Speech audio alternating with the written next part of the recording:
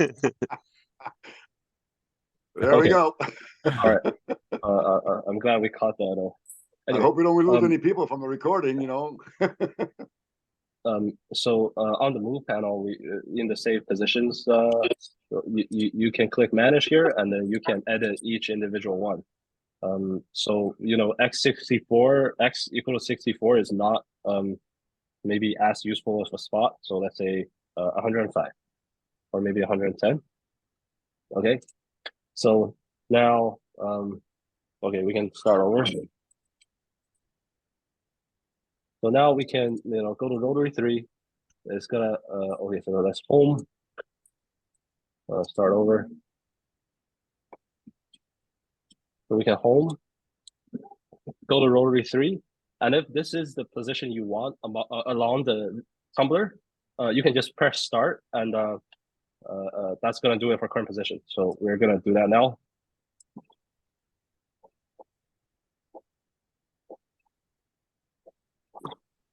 So now suppose we have this tumbler with the arrow, right? Like so. And we just placed it on here, and we're trying to find, we're trying to match it up to another arrow.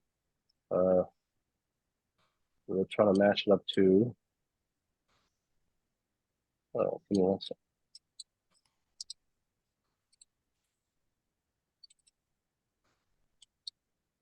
Okay. We're trying to match it up to this arrow, all right? So we can rotate the rotary, or we can just, we can rotate the rotary with these arrows.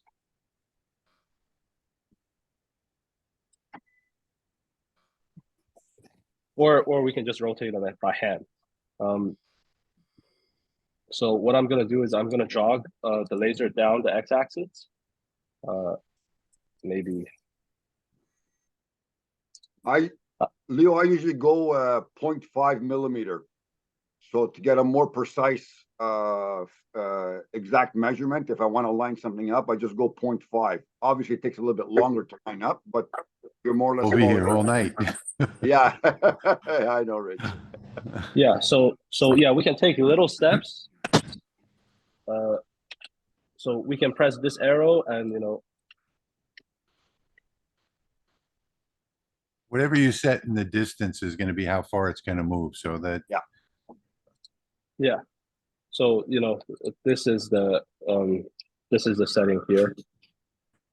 But I find it easier to just do it by hand. So what I'm gonna do is I'm gonna fire the laser. This isn't exactly like a safety kosher. So I'm pretty much gonna stick my head beside the rotary and then try to line up with the laser dot here. yeah, you should have that setting at 1%. 1%? Yes. Okay. All right. And a lot of people think that they can put it at 0.5%, but even though it says 0.5, it defaults to 1. So 1% is the magic number for that. Okay, so I fired the laser. I looked at the blue dot, and I pretty much just manually, by hand, you know, turned the rotary. And That's the good thing, way. yeah, the good thing about current position mode is, you know, you don't really have to care about where the arrow is on the workspace. And also, but I guess the downside of current position mode is you don't really have a good gauge of your position on the x-axis. You kind of have to, you know, jog it like in increments, or you know, move the tumbler by hand. But since I prefer moving the tumbler by hand, current position isn't really, you know, that's not really an issue. So we'll just start.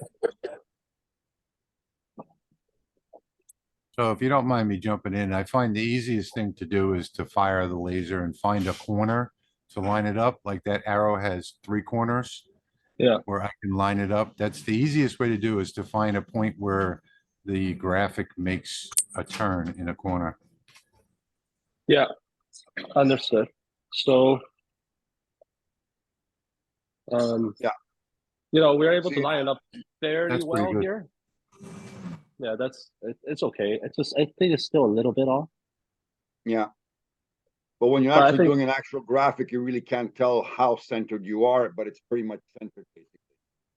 yeah, most graphics are arrows Yeah. but you know, suppose we had a round logo and then we wanted to wrap the text around the round logo. I think this would be sufficient. The biggest thing, the biggest thing would just be kind of like lining it up visually. Mhm. Yeah. So that's that. Yeah, it's very simple actually. See, One and in thing. current position, may I say something, Leo? Yes, In please. current position, when someone goes to frame, for example, it's actually starting in the middle of the framing job. So it's always the laser is always centered on the framing. So when it does its frame, it goes to the left, down, right, up, and then it goes all the way left and it comes back right again. So basically in current position, you're always in the middle, no matter what in your framing. Whereas I find with the other one, with absolute coordinates, you're actually framing from the corner. It's not framing from center. That's the only difference there is between both of them, more or less. Well, with absolute coordinates, you're picking where it frames Exactly. from. Yeah, the action. Yeah, exactly. Yeah. That's why Okay. most professionals use absolute coordinates. Yeah, and we'll go over that now. Mhm. Oh, one thing, a couple things I missed with current position, um, is the job origin. I like to select kind of the left center. This is what Dimitri taught me yesterday. Um, so this is helpful, and also with current position, the laser doesn't automatically return to the finished position after it's done. So if you want to you know, do one tumbler and then you know, take it off. I think it's fairly easy to take off the tumbler this way. But if you prefer the laser to get out of the way, um, you can click this manage button again. So Rich was saying a little earlier how you can modify different positions. You can also add a new position. We'll call it, let's say, center. X equal to 200, Y equal to 200, about the center of the workspace. And we can just click that, you know, swap out a tumbler, take it off, put on a new one. I think using the map icon is probably the easiest thing to do. Where's the map icon? On the left sidebar. Right underneath the alphabet. Underneath A. Oh, I see. Oh, so I can just click? Yep. Oh, okay. Well, I didn't know Be that. careful where you click now, because it's gonna try and go there. So you have to reselect the selector tool. Gotcha. Okay. So that's current position. So it's fairly straightforward. A little bit more complicated is absolute coordinates. But some people like to use absolute coordinates, like Rich was just saying. So we'll go over that as well. So when we switch to absolute coordinate mode, the laser doesn't start right where it is. So the position of the arrow does matter. And if we want, so sometimes, we'll just show it right here. Suppose I want to engrave arrow where this tumbler is right now, right? If I put the arrow here, okay, we'll just see what it does. Okay. So I'm going to home the machine. Go to Rotary 3. So right now the arrow is positioned at X equal to 50, Y equal to 17. So let's see what it does here. You have, okay. Yeah. So the laser kind of moved to a completely different spot because now the laser is aware of where it is on the x-axis.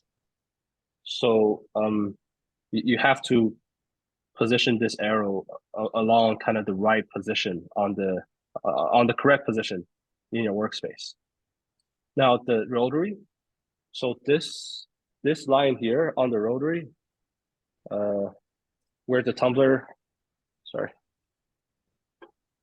So this line here is around x equal to I think 105. So if we wanted to do something useful, we want to start maybe x equal to 120, let's say. So we want to put this at 120. Now, if I click start now, the laser is just going to do its thing kind of in the back over there. All right, so we'll click start.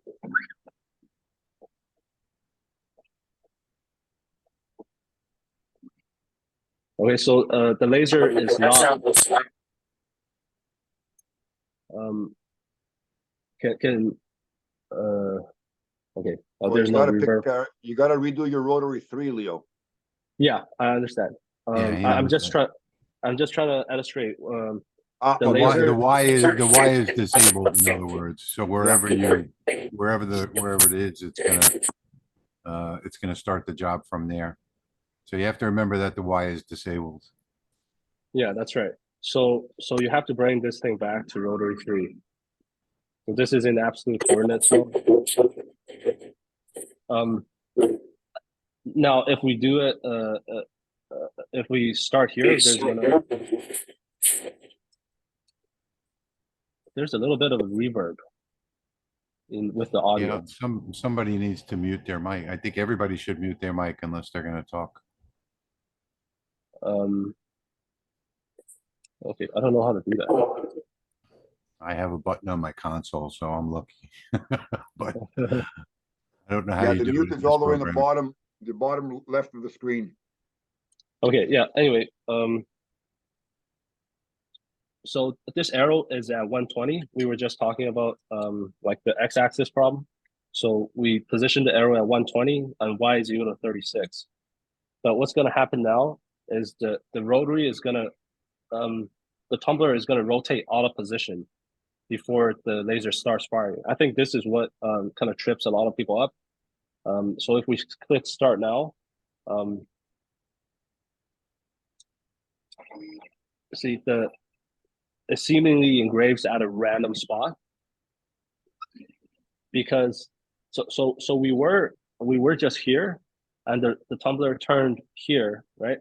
So we were here and then the tumbler turned to this position, and this is because in absolute coordinate mode, you have to, if you want the tumbler to start right where you positioned it, you have to position the artwork at y equal to 0. But in this case, really, this workspace now represents x and z, right? So this axis here is actually the z axis. So you want to position the arrow at z equal to 0. If you do that, the tumbler is going to start right where it is, and it's not going to move unpredictably on you. So that's the basic gist of it. To summarize, you have to position this arrow on the correct position along the x-axis. So the rotary physically on the machine, it starts at x equal to 105. So this is what we were saying. So this is about x equals to 105, this line here. So you have to position it along the x-axis in the right position. That's point 1. Point 2 is on the z-axis, on the y or rather z-axis, you have to position it at z equal to 0, right here. And also you have to make it return to rotary 3 each time, or else it's just going to do the engraving where it currently is positioned. So if you're not doing, 1,000 tumblers a day, I would really suggest that you use current position. The absolute coordinates is really for professionals. 99.5% of the people out there are going to do much better using current position, in my opinion. Yeah, correct. So I think maybe we shouldn't spend as much time on absolute coordinates. Yeah, current position. It's easy. The If you rotary need is to use not. absolute coordinates, you already know how to do that. So that's why I think everybody would benefit just from current position. I do Yeah. got a question on this though. Yes. Okay, because next year we'll have our 15th anniversary for my hometown reunion / high school, and I plan on doing a gang of tumblers. So that's why I'm here tonight. So my understanding so far in this meeting is when we put this device on the bed, we're not really telling it the software, even though it's plugged in where the thing is, right? We have to know how to plug it in. Well, So you want to do it, Leo? this you mean you're plugging in this thing? So this is just the cable for the stepper motor. So once you plug it in, the machine doesn't know where this rotary is. But because there's because we got these I'm not sure if I'm answering the question, but Standoff pins. yeah, because you got these dowel pins. Where is it? Oh, okay, it's right here. You got these dowel pins.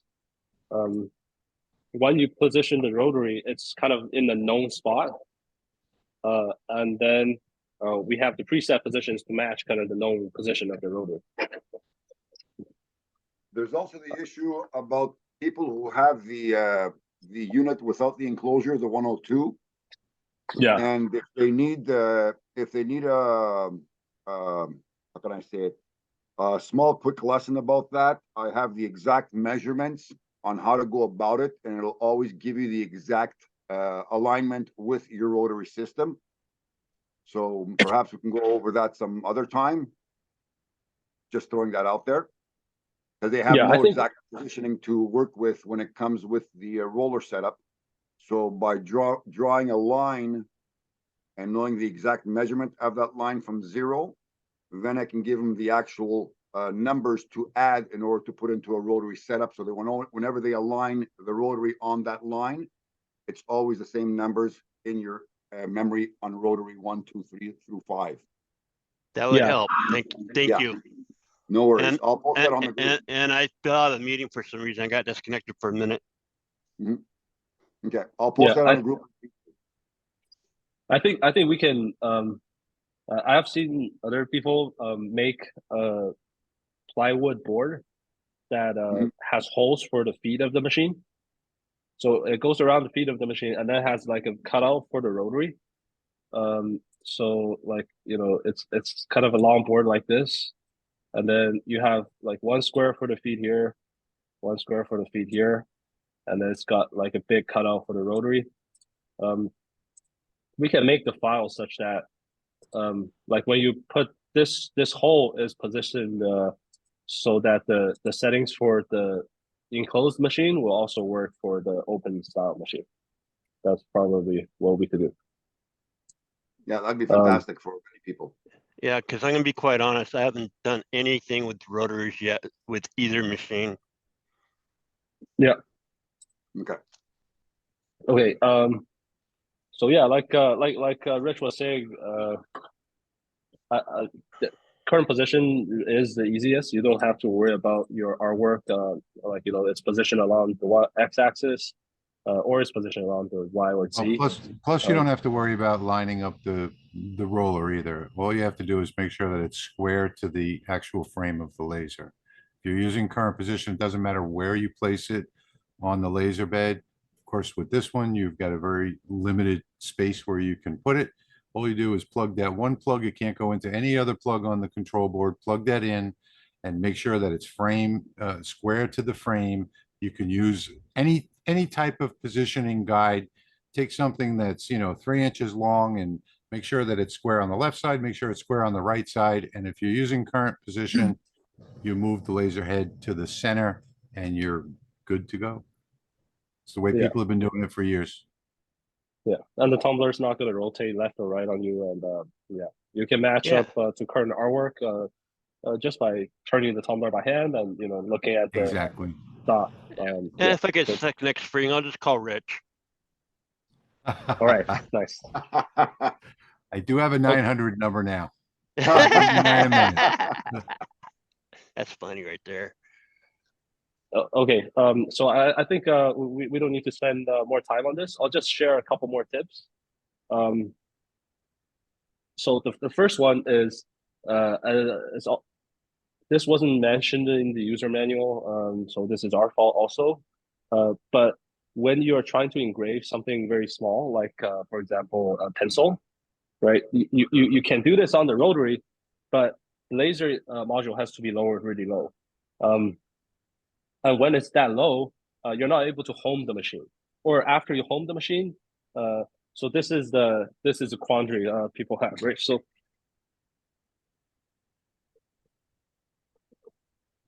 if I put the pencil here, right? Now I'm going to home the machine. This is kind of the normal sequence of actions, right? So I'm going to home the machine. I know I'm on rotary 1, so I move there.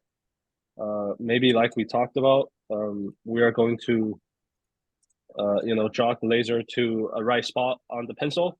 But now I have to lower the laser, right? And as I'm lowering the laser, maybe I'm slightly nudging the laser a little bit, because I'm turning these knobs here. I'm turning this knob here. I'm turning the knob up top, right? So a way to get around that problem, right now I can move the laser fairly easily. A way to get around that problem is in the console, you can type in $1 equal to 255. And what that does, it kind of locks the laser in place. The stepper isn't that strong. I can still push it if I really try, but I'm not going to accidentally move the laser. Oh, wait. What am I doing? Did it just move? Oh, wait, no, it's not working.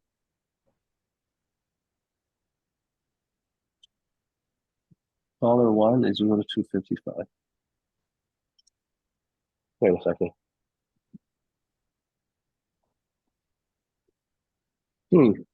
Well, Dimitri can attest this was working the other day. Yes, it was. Yes. Yeah. And I actually did it on mine, and 255 locks it into place. It does work. It's a standard lock code. Yeah. Wait, I'm not sure why that's I happening. think Leo broke the machine. Yeah. I think Yeah, you're right, well, Rich. Yeah. Well, I knew something was gonna go wrong on this call. Always does when it's live. Hey, it's your first one. Okay. Did I just have to restart it? Okay. Yeah. Now it's not moving. Maybe I just have Yeah. to restart the machine. So Yeah. now, you see, it's got a little bit of force there, right? So now, I'm able to. I'll just do that again. Okay. No, I'm just gonna home the machine. Go to rotary 1, jog to the right spot. And now I'm able to, adjust the height of the laser without worrying about, moving out of position, because the pencil is fairly small. So if you're off by a little bit, then, that can be an issue. Even a tiny bit. Yeah, that's tip number 1. Tip number 2 is, sometimes people want to engrave, so on the tumbler, this is the problem with our tumbler and also with, I think all the roller tumblers out there, which is why we're trying to come up with a chuck styled rotary for the 20 watt. Is there can be a little bit of slippage between the tumbler and the roller. So if you're trying to if you're trying to engrave something where the rotary has to move back and forth, pretty much anything you do in line mode, basically, when the rotary moves back and forth a lot, the slippage can accumulate to where, if you draw a circle, and then when it comes back on you, it's not going to close the circle perfectly. Um, So what I do with all of my tumbler work is I've got some stockings that my wife gave me that are no good anymore. And all I've done is fill them up with sand and tied them off and cut off that piece, and I can stuff it inside the tumbler. And it's a nice even turn, and you don't really lose any steps that way. There's Yeah, all I kinds of ways that you can do it. Rubber bands. Well, I've also looked into this method over here with a circular donut basically on the end of the tumbler. Mhm. And the magic number is basically the circumference plus 2 millimeters, which adds a perfect weight. So the weight distribution becomes centrifugal and the grip is on both axes and it has less movement whatsoever. And as I posted also on the site, this star over here has been imprinted 3 separate times and not one arrow is off. Even the circle, everything is perfectly aligned. Yeah, Dimitri's talking about tapered Yeah. tumblers here. yeah. So I think there's lots of ways you can try to tackle this problem and minimize the slip. I'll share another one that's kind of not really a physical solution, but like a workaround in software. So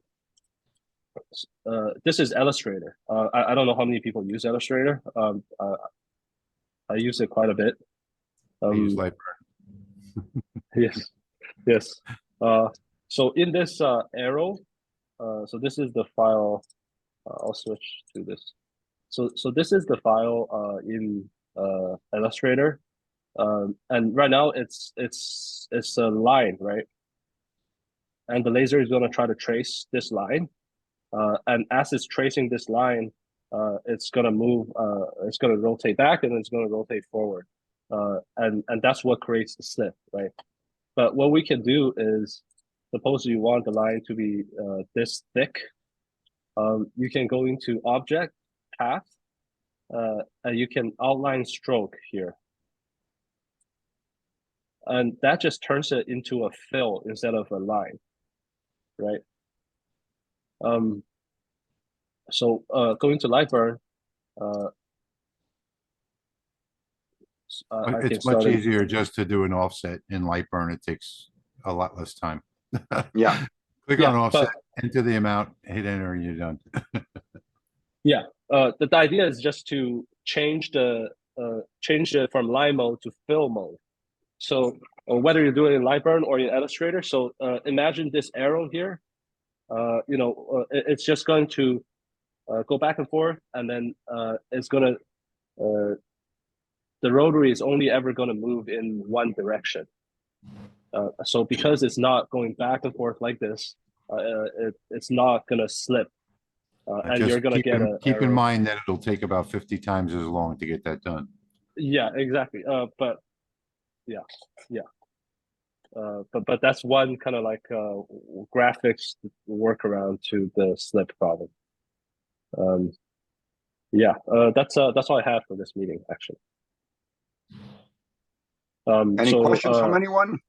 Yeah. People are welcome to stick around. We can answer questions for the next 20 minutes, let's say, until 9 o'clock.